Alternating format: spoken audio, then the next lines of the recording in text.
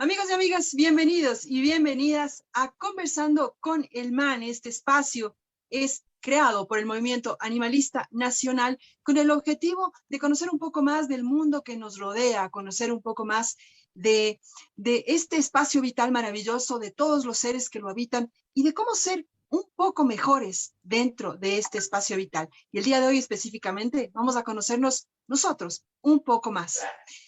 El permanente objetivo del Movimiento Animalista Nacional es derrotar esta extraña y rarísima pirámide que nos dibujaron en la cabeza, en donde nosotros, los seres humanos, estamos arriba y todo lo demás se encuentra abajo.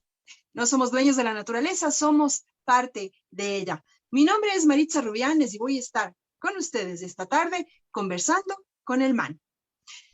Este tema en particular nos ha traído muchísimas satisfacciones en cuanto a la difusión. Hemos difundido el tema y ha habido muchísima gente muy interesada en esto. Las personas que hacemos rescate estamos en una permanente montaña rusa de emociones. Estamos todo el tiempo en estado de alerta. Todo el tiempo estamos recibiendo información, notificaciones de un animalito, de otro animalito. A muchas personas van y les botan animalitos en sus casas. Muchas asisten a rescates y se topan con un ser vivo, sintiente, en uno de sus peores momentos y tienen que accionar. Después de eso viene la recuperación, se emocionan, la alegría, se lo ve mejor y todo lo demás. Existe de alguna u otra manera un apego emocional al animal y el animalito se va en adopción. Con mezcla de alegría y tristeza y dolor. Adicionalmente a esto, hay otras circunstancias que también nos afectan emocionalmente. Por ejemplo, creo que es una de las cosas más fuertes a las que nos enfrentamos, que es el no estar en los momentos más terribles, en momentos difíciles y duros, no poder accionar, es decir, la impotencia. Tenemos que luchar contra eso también. Y un montón de cosas más, un montón de emociones más que se juntan y que atacan de cierta manera la emotividad y las emociones de las personas que realizan rescate. Y también tenemos que pelear contra los que no saben por qué hacemos esto. Por eso, por la importancia de este tema, hemos querido traer a un invitado muy especial. Bueno, no traerlo, estoy mintiendo, no lo trajimos porque nos salía carísimo traerlo, porque está en Chile. Lo hemos invitado y por eso vamos a conversar con él. Él está allá lejos en Chile desde hace 10 años ya. Él es Cristian José Ferot Freire, tiene 38 años y está titulado en la Universidad Santo Tomás como psicólogo en el área clínica con enfoque cognitivo y conductual. Él es ecuatoriano, pero está radicado en Chile. Realiza consultas online y se desempeña al momento de manera particular con atenciones en Ecuador, Chile y en Latinoamérica, vía, por supuesto, online. La atención se enfoca en niños, niñas, adolescentes y adultos, no solo que tengan alguna patología de por medio de alguna condición psicológica, sino aquellos que deseen trabajar de manera plena en su salud mental. Y es precisamente esas dos palabritas que tenemos que conversar. Salud mental. Nos encanta estar contigo, Cristian, y muchísimas gracias por atender a esta invitación de Conversando con el MAN. Bienvenido. Muchísimas gracias, Maritza. ¿Cómo están? Buenas noches. Muchísimas gracias por la invitación. ¿Qué tal el clima ya? Porque acá nos estamos muriendo de frío, una lluvia tenaz acá en Quito. Bueno, acá también en Santiago todavía nos encontramos ya casi terminando el invierno, así que todavía estamos rodeando los 10, 11 grados durante el día y bueno, durante la noche podemos llegar hasta los 4 o 5 grados. Así que también... O sea que nosotros estamos en verano con respecto a comparación de eso. Bueno, no nos quejemos tanto, en otras partes hace más frío, dice Cristian. Perfecto. Bueno, Cristian, muchas gracias por aceptar esta invitación. Realmente es bien complicado hablar de salud mental cuando no tenemos la costumbre de hablar de salud mental. Pensamos que los psicólogos es para los locos, ¿no? E incluso, por ejemplo, nos duele la muelita, vamos al dentista, nos duele acá, vamos al otro médico. No tenemos problema en ir a los médicos. Pero cuando decimos voy al psicólogo, nos da hasta como vergüencita decir voy al psicólogo porque van a decir que estoy loco. Pero por eso queremos desmitificar este tema de que los psicólogos son para los locos. Tú debes tener muchísima experiencia en gente que dice, no quiero ir al psicólogo porque van a decir que estoy loco. Oh, sí, en realidad una plena cantidad, principalmente con los jóvenes. Pero aunque te parezca mentira, no es un global en cuanto a los países en los que nos encontramos donde la salud mental es un tabú, porque lamentablemente lo que es un tabú. Hay una frase muy popular que dice que no existe salud sin salud mental. Y tal cual como tú lo has referido, realmente nosotros buscamos siempre especialistas para cada parte de nuestras dolencias, pero jamás buscamos el especialista justamente para la dolencia mental. ¿Ya? No significa estar mal, no significa estar loco, simplemente significa poder estar plenamente en lo que estamos pensando. A veces necesitamos una mirada objetiva, una mirada de un tercero, como para poder sentirnos bien. Y eso es lo que nos falta a nosotros buscar desde nuestro propio estado de conciencia. En Chile, por lo menos en la psicología, no se la ve totalmente como un tema de locura, ¿ya? Sino que justamente ya llega un momento en que hay que buscar a un psicólogo, pero, y también pasa en Argentina, y en Uruguay también lo mismo, pero por ejemplo en países como Ecuador, Colombia, Venezuela, Perú, el tema de buscar a un psicólogo es realmente un tema muy difícil porque encasillamos, a nosotros como adultos nos encasillamos como que si estamos mal, por quedar mal ante el resto, y si tenemos que llevar a nuestros hijos o a nuestros adolescentes, creemos que la gente los va a ver mal. Y desde ahí ya partimos mal en el tema de la salud mental. Qué triste, ¿no? Qué preocupante. Y si este tema se da de forma regular, todos estamos cercanos a situaciones que nos pueden afectar en nuestra salud mental. El estar cercano al rescate animal, a un ser vivo que está en un momento duro, en una situación difícil, el acercarnos emocionalmente tiene de ley, por ley, que afectarnos de alguna manera. Cristian, vamos a entrar en materia. Yo tengo siempre esta duda, siempre me cabe esta duda. ¿Por qué? A ver, un ser que está afectado por algo, dolido, un animalito golpeado, maltratado o en mal estado en la calle, ¿por qué hay personas que pueden ver esto y decir, ay, qué pena, darse la vuelta e irse? ¿Y por qué hay personas que no? ¿Por qué hay personas que accionan y personas que no lo hacen? Mira, yo creo que eso tiene un componente completamente cultural, ¿ya? Y también de formación, muy formativo. Yo creo que es dependiendo de cómo tú has sido criado, cómo tú te has desarrollado en gran parte de tu vida, con respecto a una mirada empática hacia un otro, ¿ya? Te hablo desde la mirada afectiva al ser humano. Entonces, por ejemplo, si uno cría a sus hijos teniendo empatía por otro, desde que está en el jardín, por ejemplo, un niño se cae y uno le enseña a su hijo a que de repente ayude a la persona que se ha caído y se va formando con esa idea, va a crear una compasión por otro ser vivo. No solamente desde la parte de la compasión, sino desde la parte de la empatía. ¿Ya? Porque te pones en los zapatos del otro y te pones a pensar qué puede estar sintiendo este ser vivo, esta persona o este animal que está sufriendo, que está pasando por alguna dolencia. Y en el caso de los animales, tú puedes tener una postura que también pasa con ciertos niños, es que a veces ellos no, mejor dicho, los animales no saben cómo expresarlo. No pueden expresarlo con palabras como lo pueden hacer los seres humanos. Y a los niños también les cuesta exactamente lo mismo. A veces no saben cómo poder expresarlo con palabras de adultos, que es lo que muchas veces los adultos esperamos. Entonces yo creo que parte desde cómo nosotros hemos sido criados, desde la empatía, desde la compasión y desde el amor. Son sentimientos que son muy fáciles de nombrar y que están mucho en nuestro repertorio, pero a veces no todas las personas los hacemos poner en práctica ni tampoco los ponemos en práctica. Cristian, hablaste de una palabra muy importante. Yo doy charlas de bienestar animal, entonces siempre tengo que estar así como buscando conceptos.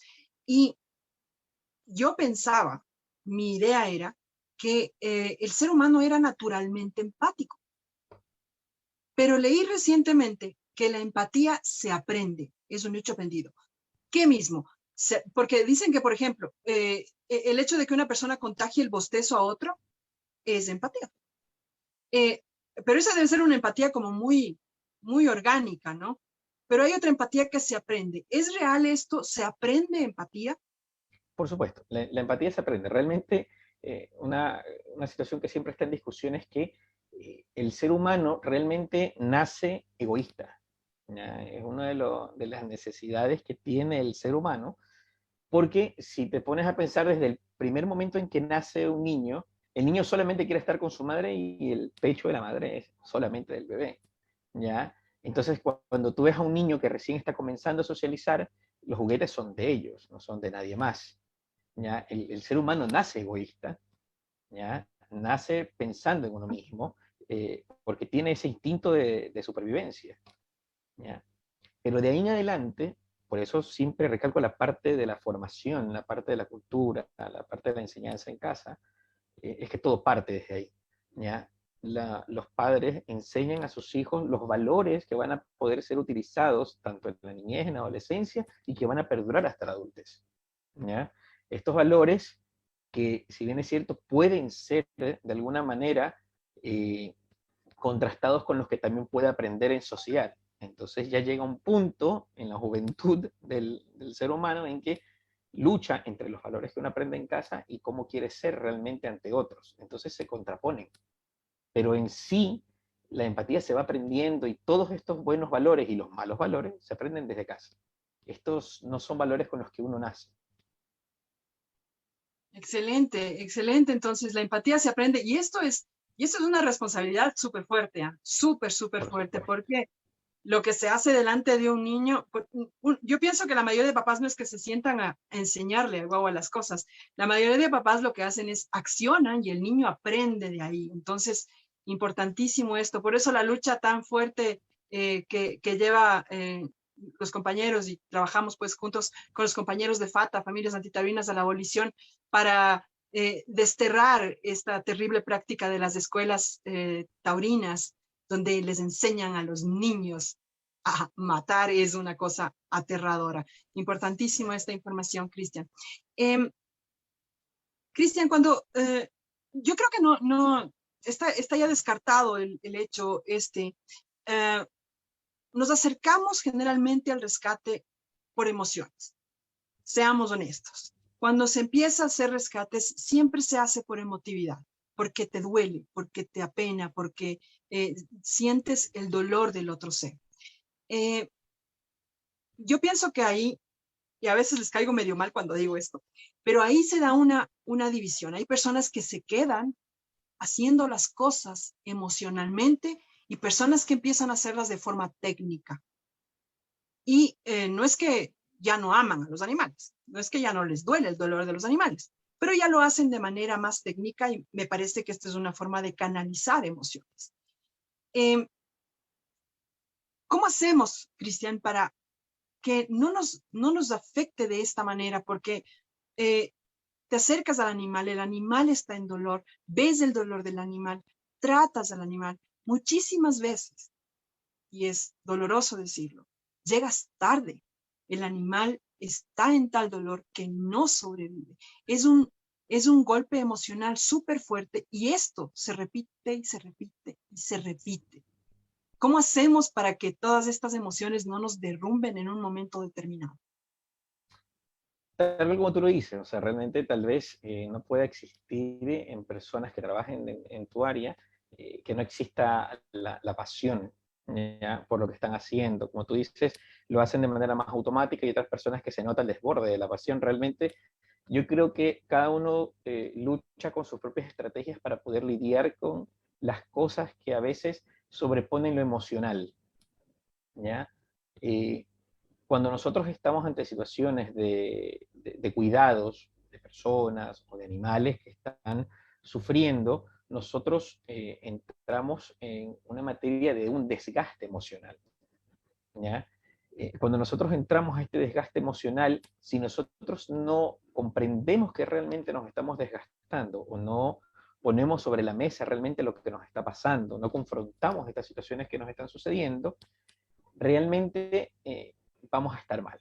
Vamos a caer en un estado que podemos llegar hasta un estado depresivo, nos va a costar poder asimilar, nos vamos a sentir mal tal vez como profesionales o en la labor que nosotros estamos haciendo. Y si no ponemos en práctica técnicas de autocuidado, todo nos sobrepasa. Entonces tal vez muchas de estas personas que lo hacen en automático, anteponiendo lo que tú dices, de que igual no es que no quieran a los animales, tal vez están utilizando sus propios recursos que también son automáticos, como para poder decir, sabes que tengo que tratar de separarme un poco de esta situación que sé que me está afectando, para poder ponerme o concentrarme en mí mismo, tratar de liberar un poco de emociones para poder regresar y volver a hacerlo bien.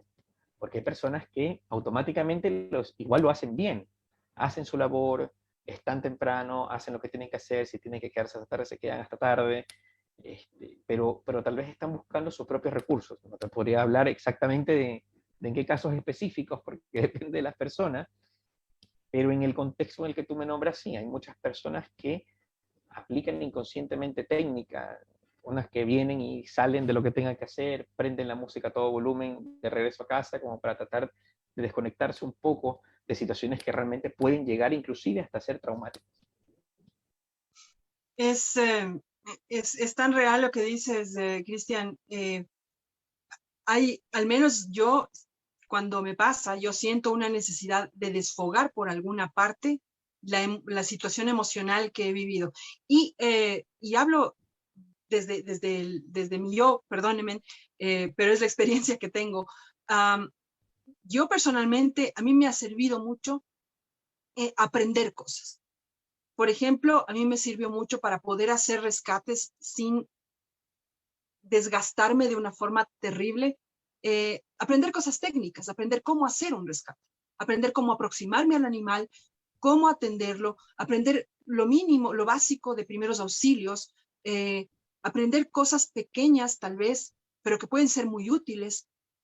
Y siento que las emociones se canalizan por ese lado y ya no acabo tan desgastada, y eso es muy real. Nos están llegando ya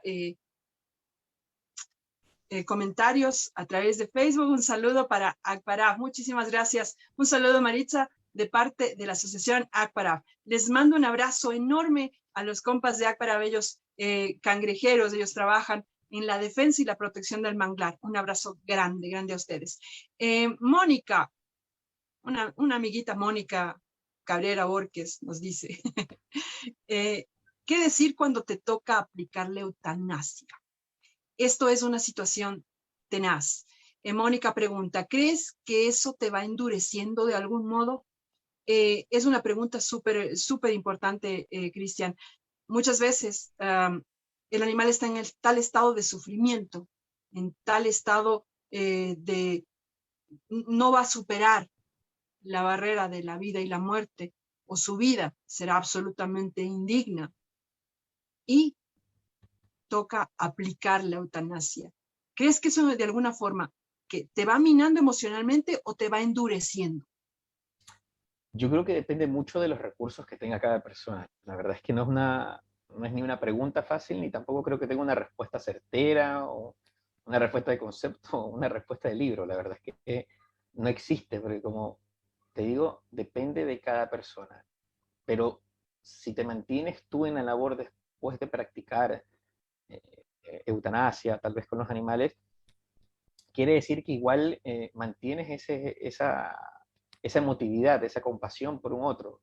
Entonces sabes que te toca aplicar la situación, este procedimiento, porque tienes que hacerlo. ¿Ya? Es como que los médicos en algún momento tengan que dar malas noticias. No quiere decir que se van endureciendo como personas, sino que su labor en ese momento lo requiere. Y utilizan todos esos recursos yoicos para poder hacer su trabajo, no desmoronarse en ese momento emocionalmente, pero eso no quiere decir que ellos no sientan, no sean personas sintientes. Y lo mismo debe pasar con ustedes en diferentes casos. Cuando les toca aplicar este tipo de procedimientos, no creo que sea fácil, no creo que sea una situación de gusto, de placer, pero sin embargo yo creo que eso los lleva a poder tratar de encontrar recursos para poder tal vez actuar más rápido, lo que puede ser bueno o puede ser malo al mismo tiempo, porque también existe este desgaste al tratar de buscar herramientas para poder salvar a los animales de manera más óptima o más rápida, para no llegar a este procedimiento, porque eso los marca. Y yo creo que esto sigue siendo algo traumático, ¿ya? Para ustedes, que se encuentran tan metidos ¿no? En la empatía con los animales. Entonces, ante esto, no creo que sea como que te va endureciendo, sino que tienes que encontrar recursos para poder hacerlo en el momento en que tenga que hacerse. Hacerlo en el momento en que tenga que hacerse. Y eso suena a ponerse duro, a ponerse firme, pero no es Claro, real. claro. Ponerse firme no es real. Es Por eso digo, es al momento, es en la situación donde tú necesitas estar plenamente consciente para poder tomar las decisiones correctas y adecuadas, pero eso no quiere decir que después de un par de horas no te pueda afectar o no deba de afectarte. Todo depende, como te digo, de cada persona y de los recursos que tenga. La Andrea Molina se nos está adelantando en una pregunta porque íbamos ya justamente a este tema. Queríamos hablar justamente ya de lo que es la fatiga emocional.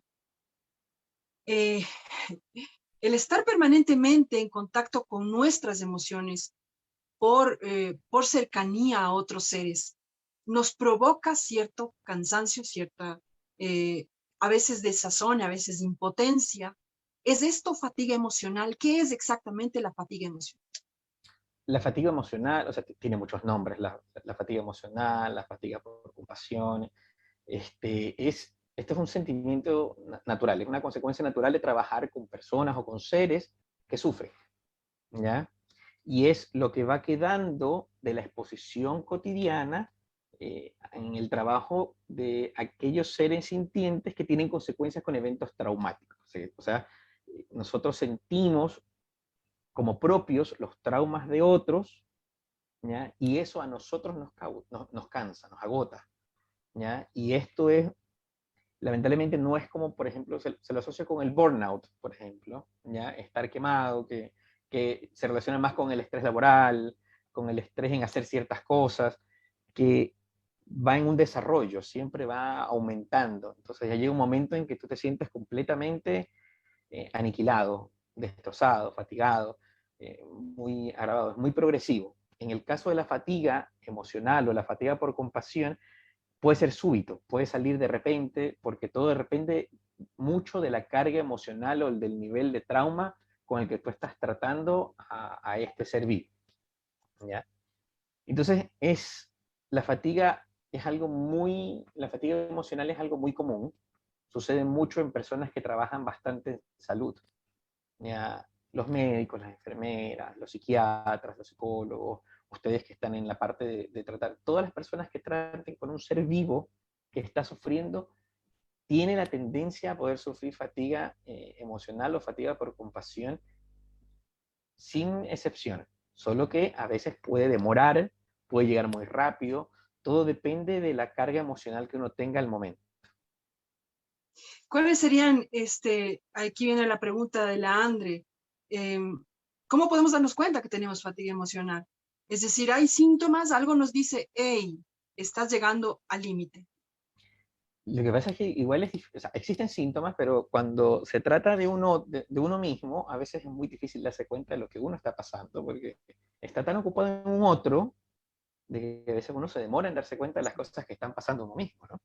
Entonces sí, existen muchos síntomas, por ejemplo, y también asimismo estos síntomas van escalando, si uno se comienza a dar cuenta. Existen síntomas que se denominan intrusivos, ¿ya? Que va más unido a los pensamientos y a las imágenes de estas experiencias traumáticas. Entonces, cuando uno le comienzan a venir todos estos eventos traumáticos, estos pensamientos de lo que pasó, este ser vivo, te comienzan a venir estas imágenes recurrentes de todo lo que pasó, ya aun cuando pasó dicho evento, y te comienza a marcar, ya es un síntoma de que hay algo que está afectando. Por eso se llama intrusivo, porque son pensamientos que nacen de la nada. Uno se está tomando un café y de repente comienza a venirse la imagen de un evento traumático. Y esto también afecta porque uno comienza a tener esta calidad moral de decir, bueno, lo estoy haciendo bien, entonces, ¿será que es mi culpa? ¿Ya? De ahí comienzan a ver, de ahí escala a síntomas que son más de manera evitativa. Los síntomas evitativos es tratar de evitar meterse en estos tipos de situaciones traumáticas, ¿ya? Tratar de alejarse un poco de estas experiencias traumáticas, ¿ya? También se tratar de evitar perder energía, desgastarse, tratar de decir, sabes que, por ejemplo, no me voy a meter tanto en terreno, voy a tratar de hacer un poco más las cosas a nivel administrativo en este momento. Entonces, eso también ya es un signo de que algo puede estar sucediendo. Evita tener más contacto social, de repente a nivel ya un poco más elevado uno puede comenzar a automedicarse como para poder tratar de estar más relajado, ¿ya? Pueden existir también este tipo de síntomas. Y por último está la parte más fisiológica, ya que comienza a haber un incremento en la ansiedad, puede también ser un poco más reactivo, es decir, que comienza a saltar de la nada, ¿ya? Comienza a estar como que muy hiperactivo, ¿ya? Entonces, son estos tres tipos de situaciones que nos pueden llevar a pensar que estamos ante una situación de fatiga emocional. Una vez que se han dado ya estos síntomas que, como tú dices, es muy difícil darse cuenta en uno mismo, aún más porque estamos ocupados en otro, ¿qué hacemos? Porque a muchas personas, justamente la cantidad de cosas en las que tienen que pensar, que si el perrito, si los perros tienen que comer, que si no han salido adopciones, que si hay que pagar esto, que si otro rescate, etcétera, etcétera. En medio de toda esta vorágine, ¿qué hacemos? ¿Qué paso damos para frenarnos y no caer en peores crisis? Claro, lo que pasa es que ahí nuevamente vienen estos recursos yoicos que uno tiene que comenzar a aprender. Primero uno tiene que darse cuenta de la situación que está atravesando y ese es el primer paso, realmente reconocer que uno tiene un problema emocional, ¿ya? Que esta situación a uno le está sobrepasando, que le está pesando, es uno de los primeros pasos que uno tiene que seguir. Porque si no, los demás pasos no tienen validez porque uno siempre va a estar en negación del problema. Ya, ¿sabes qué? Yo no estoy fatigado emocionalmente, estoy tranquilo, se me va a pasar, es solamente un problema. Cuando en realidad no lo es. En realidad uno está fatigado. Y de ahí comienzan a venir otro tipo de prevenciones que uno puede hacer. Por ejemplo, tener técnicas de relajación, técnicas de autocuidado, eh, compartir los problemas, por ejemplo, en sus casos, armar grupos de trabajo, que sean más grupos de conversatorio. Por ejemplo, todos los que están inmersos en, en estos tipos de trauma con animales o con personas, se arman grupos para poder hablar de lo que realmente nos está molestando, cómo nos hemos sentido, como un focus group, pero ya talleres grupales que nos permitan a nosotros poder expresarnos cómo nos vamos sintiendo para que sepan de que no estamos solos en las emociones, que pueden ser distintos, cada uno puede tener distintas emociones, pero todas convergen en un eje central que es que nos estamos sintiendo mal emocionalmente. ¿Ya? Realizar pausas, desconectarse un poco de la jornada laboral, también sirve bastante, si es que tienen jornada laboral, porque yo sé que a veces esto puede salir de la nada, ¿ya? Pero también, por ejemplo, en ese caso pueden dividirse, ¿sabes qué? Hoy yo necesito descansar porque me siento mal siempre enfrentando las emociones que estamos teniendo. Nombrar las emociones es una de las maneras más efectivas entre la comunicación entre compañeros de trabajo o personas que se encuentran dentro de esta labor. Y de ahí existen pautas también de autocuidado que son muy básicas. Hay que comer bien, hay que comer de manera sana, hay que dormir lo suficiente, por lo menos de 6 a 8 horas, eso es básico para el ser humano.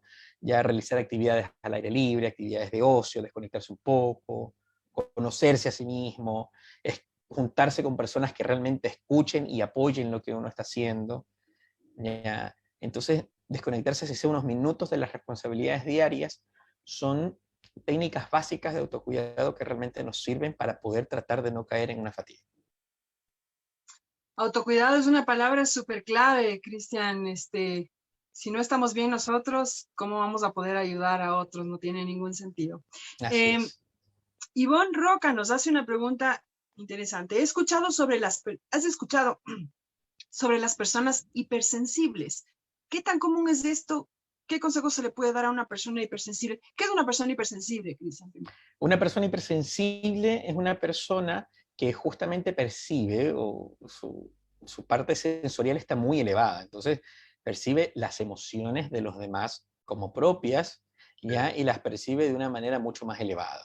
Eso, por ejemplo, lo que una situación a nosotros nos puede poner triste, una persona hipersensible la puede derrumbar por completo y la puede poner en un estado muy depresivo absoluto, ¿ya? Y asimismo son personas que pueden tener una alegría desbordante. Entonces son personas que... ¿Rabia? ¿Ira también? ¿Cómo? ¿Ira también? ¿Enojo, Claro, ira? por supuesto, por supuesto. O sea, realmente cuando hablamos de hipersensibilidad, hablamos de todo lo que sean sensaciones y emociones. Ya las podemos vivir de manera mucho más elevada. Pero ¿qué se puede hacer cuando uno reconoce que es una persona hipersensible y sabe que es una persona hipersensible? Lo que se recomienda es tratar de exponerse lo más progresivamente a ciertas conductas o emociones que sabemos que nos pueden causar muchas más emociones e irlas viviendo de a poco. ¿Ya? O sea, por ejemplo, una persona hipersensible que trabaje con animales es muy difícil. ¿Ya? O una persona hipersensible que trabaje en el ámbito de salud, como médico, como los nombraba antes, es muy complejo. Entonces, tiene que aprender a autorregularse, que es una situación que también es muy compleja, la autorregulación, ¿ya? Que eso se aprende también desde muy pequeño. Eh, y conforme nosotros vamos aprendiendo a qué situaciones nos podemos exponer, eh, podemos comenzar a unirnos mucho más a ciertos tipos de actividades. Entonces, una persona hipersensible es yo. Personalmente, como estoy en el medio, pues sé que hay muchas formas de ayudar a los animales, no necesariamente rescatando. Se puede ser un apoyo externo para agrupaciones, se puede, por ejemplo, apoyar en la creación de políticas públicas. Hay Así es. muchísimas formas que yo recomendaría a las personas hipersensibles, traten de evitar el tema de rescates. Marisol nos dice lo siguiente, esto está fuerte. Buenas noches. ¿Cómo hacer con el dolor? Con el corazón roto al creer que de primera instancia estaba bien esterilizar al animal y ver el lugar en que se encontraba y estaba bien, uno estar pendiente de que coma, de que no debo acumular, de que no debo pensar que puedo salvar a todos. Pero en el momento que aparecen seres horribles, seres despiadados, sin corazón, y envenenan a un animal, me pregunto por qué no lo puse más seguro, por qué no tengo un lugar ni la posibilidad de ayudarlos. Y me siento frustrada al saber que hice a medias las cosas. Y no quiero cerrar los ojos ante otros animalitos. Una pregunta muy, muy compleja, porque efectivamente parte de lo que hemos hablado es la frustración, es la palabra más fuerte de lo que se escucha en todo lo que nos comenta Marisol, me parece que me dijiste, ¿no? Sí. El tema parte nuevamente de lo que estábamos hablando con anterioridad con la fatiga. Es un desprendimiento emocional muy fuerte. La carga emocional que uno maneja es alta. La que ustedes manejan igual también es muy alta. Entonces lidiar con que se puede hacer más es algo que nos pasa siempre. ¿Ya?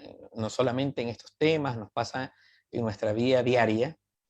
¿Ya? Y ahí es donde vienen estos recursos yoicos de poder saber que hay situaciones en las que podemos hacer más y hay situaciones en las que no podemos y ser realistas con ello. Y enfrentarnos a nuestras propias emociones. ¿Ya? Si nosotros seguimos con este sentimiento de culpa, ¿ya? Ante una situación que ya sucedió, este sentimiento de culpa pasa de un estado que es totalmente mental a un estado físico. Nos puede comenzar a venir temas como ansiedades, temas como problemas para poder dormir, trastornos del sueño, ya, depresión, y no nos estamos cuidando a nosotros mismos, que es la parte del autocuidado que estábamos nombrando con anterioridad. Y buscar grupos o personas con las que nos puedan escuchar, que sabemos que nos pueden apoyar en estos momentos que son difíciles, es lo primordial. Esa es la manera básica como para poder tratar de lidiar primero con el dolor, enfrentando que ya es una situación que no podemos controlar, ya no podemos manejar, ya no podemos hacer más por la situación porque existen situaciones que ya pasaron, ¿ya? En este nivel. Pero de ahí en adelante, saber que si podemos hacer algo más por algún otro animal, ¿ya? O por alguna otra persona, tratar de hacerlo lo mejor posible con las herramientas que tenemos en el momento. Nosotros no podemos sacar herramientas donde no tenemos. Y si no tenemos las herramientas, es preferible siempre buscar ayuda de alguien que sí nos las pueda ofrecer y trabajar tal vez hasta en conjunto para poder hacerlo mejor. Importantísimo el tema de ese sentir que se pudo haber hecho más, que se pudo, y siempre estar culpándose, autoculpándose. ¿Por qué no hice esto? Debía haber hecho lo otro, debía haber hecho este otro. Muy, muy fuerte el tema, Cristian. ¿Qué pasa cuando se rebasa un poco ya este límite?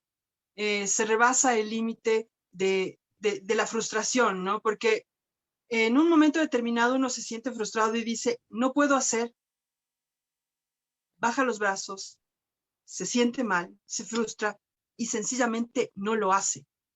Pero hay personas que saben que no lo pueden hacer, se frustran, bajan los brazos, los vuelven a subir y lo hacen. Quiero empezar a hablar un poco del tema de la acumulación de animales. Dolorosamente, tristemente, veo de forma constante que personas, compañeras, que están superadas ya de sus capacidades de reacción y sin embargo siguen rescatando animales. Tengo tantísimos perritos, ya no tengo que darles de comer, tengo 50,000 deudas en el veterinario, pero hago un rescate más. Estamos ya ante un hecho, digamos, de alguna forma ya patológico. Por supuesto. La acumulación de animales, que se la llama muy culturalmente el síndrome de Noé, ya es la acumulación patológica justamente de animales, ya, acumulación persistente y nace también de esta, se dice que estas personas tienen alucinaciones, pero ¿cuál es la alucinación? Para que no se confunda con otro tipo de alucinaciones, con otro tipo de enfermedades, se les dice alucinación porque viven en una realidad que no es la realidad. Ellos crean su propia realidad en el sentido de decir, yo lo puedo hacer, todos estamos bien, yo estoy bien, los animales están bien, no hay nada malo dentro de mi entorno y hay que seguirlo haciendo. ¿Ya? Por eso se le denomina una alucinación. ¿Ya? Entonces, esta acumulación persistente va mucho más allá del amor por las mascotas. ¿Ya? ¿Por qué? Porque ya pasa a ser un problema de salud mental o salud corporal y pasa a ser ya un tema de salud pública. ¿Ya? Porque las personas que tienen este tipo de síndrome, que se une mucho a los trastornos de acumulación, ¿ya? Son personas que comienzan a verse afectadas o comienzan a tener consecuencias tanto en el ámbito personal, en el ámbito familiar y en el ámbito de la salud.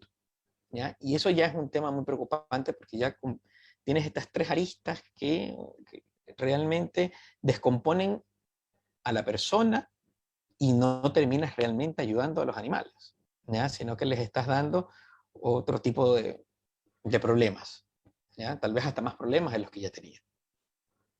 Y el problema se basa en que esta persona piensa que está teniendo todos los cuidados, pero en realidad pueden vivir, por ejemplo, en casas hacinadas con animales, sin espacios, en condiciones insalubres, condiciones habitacionales terribles, y descuidan mucho su entorno, descuidan su salud, se enferman por todo lo que está pasando con estos animales y aparte los animales por estas condiciones insalubres se enferman y pueden llegar hasta morir. ¿Ya? Pero como sigue en un círculo vicioso este sentimiento de culpa de que algo pasó con uno de los animales, tengo que seguir rescatando como para no sentirme mal, entonces viene este componente afectivo y cíclico que comienza a dar vuelta para tratar de sentirnos bien con nosotros. Fuertísimo. Cristian, hemos conversado de que una persona se enfrenta a las emociones mientras hace rescates y va cayendo en una vorágine de emociones y puede desencadenar en esta fatiga por compasión o en el síndrome del Arca de Noé. Pero, ¿qué pasa cuando personas utilizan, hay personas que utilizan el rescate animal para compensar otras cosas? A mí no me cabe la menor duda de que se da esto. Por ejemplo, se ven muchas personas que están permanentemente anunciando lo que hacen, ¿no? hice esto, mírame, rescaté este perrito y rescaté este otro. Es decir, sí hay muchas personas que utilizan el rescate animal a forma de desfogue. ¿Esto se da? ¿Esto es común? ¿Pasa? Sí, pasa en todo en realidad. Pasa no solamente con los rescates, sino que pasa con aquellas personas que tal vez tienen una necesidad tienen un vacío emocional, ¿ya? O pueden llegar a tener una necesidad de ser notados, ¿ya? De darse a conocer, de ser vistos, porque tal vez no son vistos en las situaciones. O sea, realmente es un tema muy complejo como para poder hablarlo así de manera general, porque eso ya se basa más en un contexto individual de cada persona, con un análisis un poco más profundo de la persona que uno está tratando. Pero si nos ponemos, por ejemplo, en este síndrome del Arca de Noé o el síndrome de Noé, que es parte de los, como te nombraba, los trastornos de acumulación, no tiene realmente una base de dónde nace, cómo se desarrolla, entonces es difícil poder prevenirlo, por ejemplo. Pero sin embargo, mucha de la connotación que tiene este síndrome tiene un componente afectivo muy alto, ¿ya?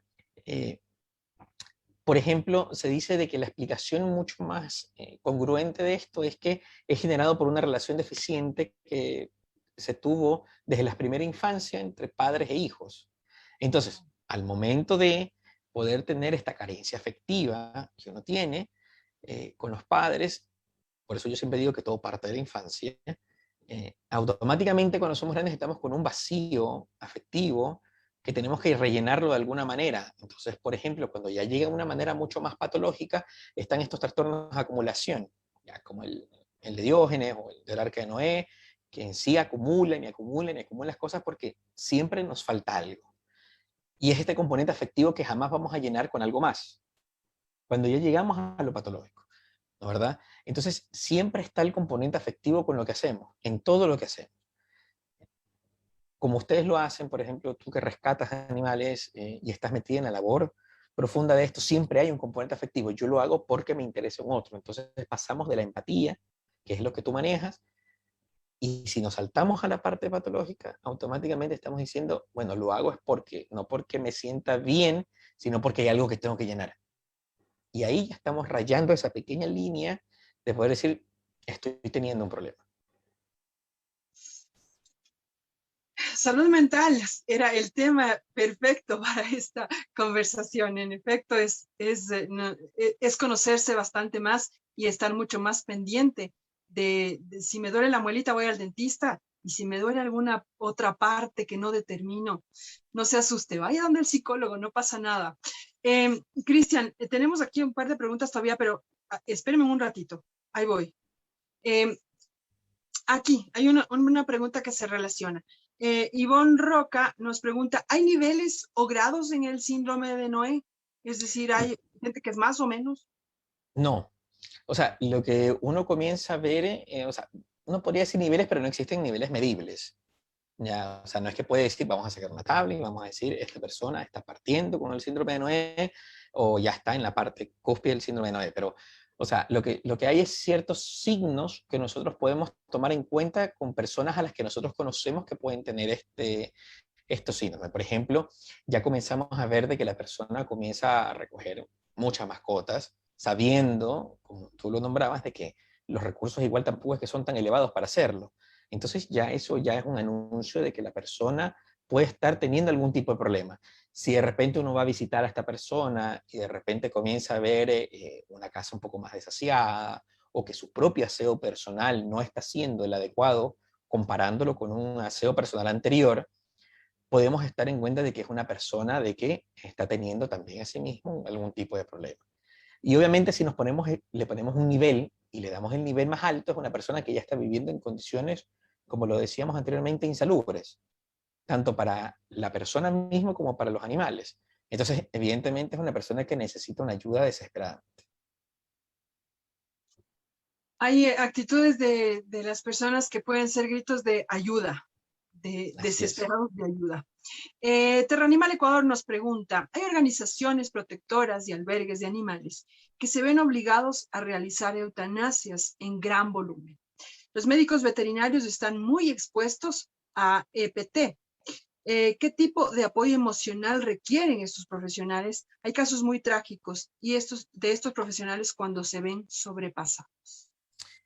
Mira, las personas que sufren de estrés postraumático realmente siempre van a necesitar ayuda psicológica, que es la primera instancia que uno solicita, porque de ahí se pueden desprender ciertos otros tipos de trastornos. Por ejemplo, como te los nombraba, pueden existir trastornos del sueño, se pueden desprender trastornos depresivos, se pueden desprender crisis de ansiedad.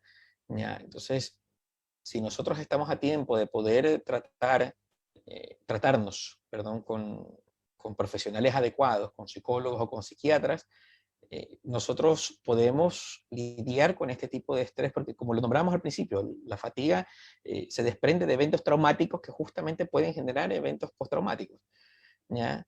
Que nos pueden causar algún tipo de problemas a nivel emocional. Entonces, mientras más ayuda profesional busquemos en el momento adecuado, sin posponerla, porque nuestro problema es posponer, ¿ya? La salud mental, uno la pospone hasta cuando ya no puede más, y dicen que es culpa de otros porque no los ayuda en el momento, pero si lo hacemos en el momento adecuado, nosotros podemos estar mejor y podemos lidiar con los problemas que nos están acongojando al momento, porque no hay necesidad de esperar a que el problema sea tan grande para poder ir a un psicólogo o a un psiquiatra. Hay que desmitificar al psicólogo y al psiquiatra como loqueros, porque no lo son. Por favor, no No lo son son. loqueros. No estás visitando a lo que no estás loco si vas al psicólogo, al contrario, estás súper sano porque Así te es. quieres acercar a la salud mental. Henry Pozo, felicitaciones amigos, buen tema y sobre todo excelente la manera de abordar esta problemática. Gracias, mi querido Henry. Porque hay personas, Ivonne nos dice, porque hay personas que si bien, a ver, perdón, ya, si bien, ya, entendí. Porque hay personas que, si bien no viven situaciones extremas, por ejemplo, insalubridad, como tú mencionas, sí hay gente que no puede controlar su impulso de rescatar animales y superar sus capacidades de reacción. Esta pregunta es súper buena y entiendo por dónde iba la pregunta de si es que hay niveles de síndrome del Claro. arca de Noé, porque en efecto, se ven muchas personas, publicaciones de Facebook, que un día están hablando de, ya no tengo espacio, no sé qué, los perritos, ayúdenme para la comida, tengo que pagar esto, etcétera, etcétera. Y la publicación siguiente es, rescate otro perrito.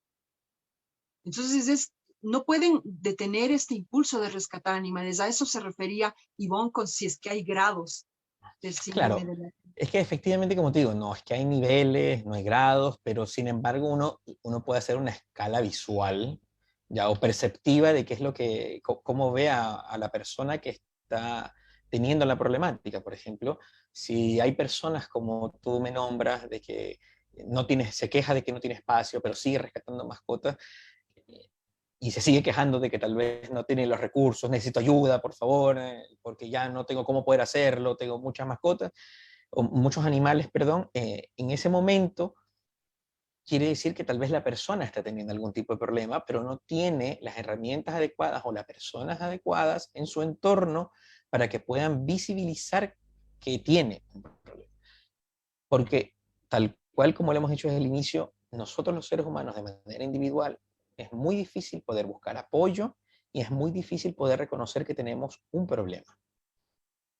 ¿Ya? Vale, Entonces, entonces, como compañeros, como rescatistas, como personas que estamos en el medio, vale estar pendientes de las otras personas, ¿no? Ver estos cambios de actitud que, como tú decías, son gritos de ayuda, ¿no? así es, efectivamente, y son gritos de ayuda emocional, que es lo más complejo de todo esto, porque las personas a veces lo hacemos justamente para poder, como tú lo nombrabas anteriormente, llenar estos espacios vacíos emocionales. Bueno, hemos conversado mucho de lo que nos pasa a nosotros con los animales y con el rescate y lo que nosotros hacemos, pero hay algo que enfrentamos también permanentemente, eh, es la falta de, la gente no entiende por qué hacemos esto, ¿sí? Entonces hay mucha crítica desproporcionada a las personas que realizan rescate. Yo no sé si es que esto sea un aporte a la comunidad de psicólogos, pero se me ocurrió un nombre de un síndrome. Es el síndrome del director técnico, ¿no? no entran a la cancha, no juegan el partido, no patean la bola, no meten goles, pero te dicen cómo tienes que hacerlo. Y de eso hay un montón de gente y pululan en redes sociales. Es impresionante cómo siempre te están diciendo, deberías hacer tal cosa, deberías hacer tal otra. ¿Cómo lidiamos con esto, Cristian? Porque esto es permanente, constantemente nos están diciendo cómo deberíamos hacer las cosas y no lo hacen ellos tampoco.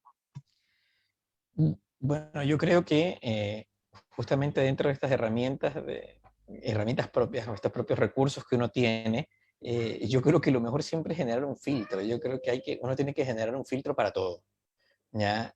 Para los problemas, para las cosas que creemos que nos afectan, para las cosas que realmente nos afectan. Y en el caso de ustedes también creo que esto que se ve, que es muy popular no solamente en su área, sino en todas las áreas, ¿ya? Que es esto de poder ser muy egocéntricos al momento de poder dar directrices, ¿ya?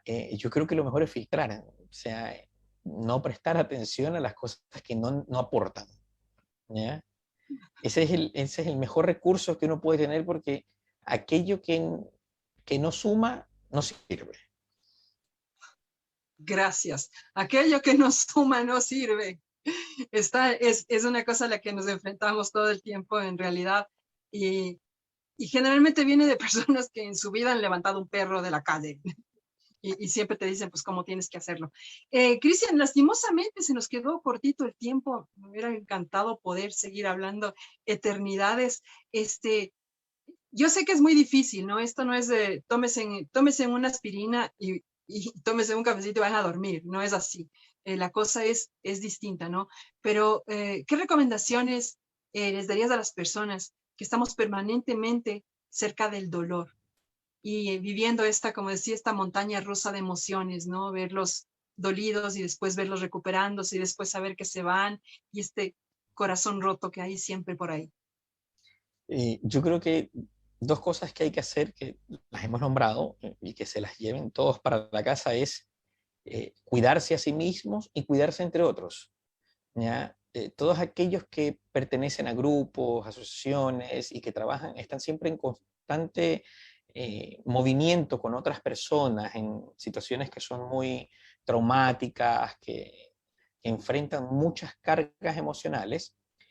Lo mejor es, primero, encontrar, como hemos hablado, estos recursos de autocuidado, pero también al mismo tiempo utilizar recursos con otros. Yo creo que es muy importante recalcar el hecho de que se reúnan, compartan emociones, no compartan solo situaciones de trabajo, porque la vida no se trata solo de trabajar y obrar, sino también se trata de compartir. Entonces, compartir lo que realmente nos pasa, compartir lo que estamos sintiendo, las alegrías, los enojos, las tristezas, lo que nos causa ira en el día a día, reunirse semanalmente para poder solamente hablar de esto como una terapia grupal, yo creo que es uno de los mejores recursos que las personas en su área pueden utilizar. Y asimismo, dormir, descansen, cuídense ustedes mismos, no solamente hay que cuidarse el cuerpo, sino también la mente. Si no cuidamos la una y la otra, vamos a vernos siempre afectados. Importantísimo eso, Cristian. Me hiciste acuerdo de una anécdota que pasó con mis compañeros de la agrupación de rescate de Catman y Doggin. Vámonos a la ronda, vamos a tomar una cervecita, pero está prohibido hablar de perros. No vamos a hablar de perros. Nadie habla de perros, verán. Ok, perfecto. Llegamos a la ronda y ¡pam! Una perrita flaca estaba en celo, tenía la patita, tenía algún problema en la patita y todos así. Nadie habla del perro, pero lo agarran y nos lo vamos llevando. No hablamos de eso, pero lo rescatamos. Es muy fuerte, así es, Cristian, el hecho de estar permanentemente rodeados de estas emociones, pues nos vuelve vulnerables a caer en estas emociones. Y voy a leer la última preguntita que dice, Marvin nos dice, ¿sería bueno hacer un examen con un profesional, me imagino? Y si tiene este síndrome, no debería estar haciendo esta labor.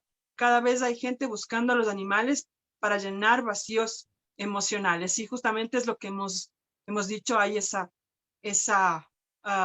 posibilidad, ¿no? Que se acerquen al rescate justamente para llenar vacíos emocionales. Salud mental es la palabra clave aquí. Fernanda Urbano dice, faltan leyes fuertes, solos no pueden. Fernanda Urbano nos dice esto, faltan leyes más fuertes. Solos, solitos, no vamos a poder hacerlo.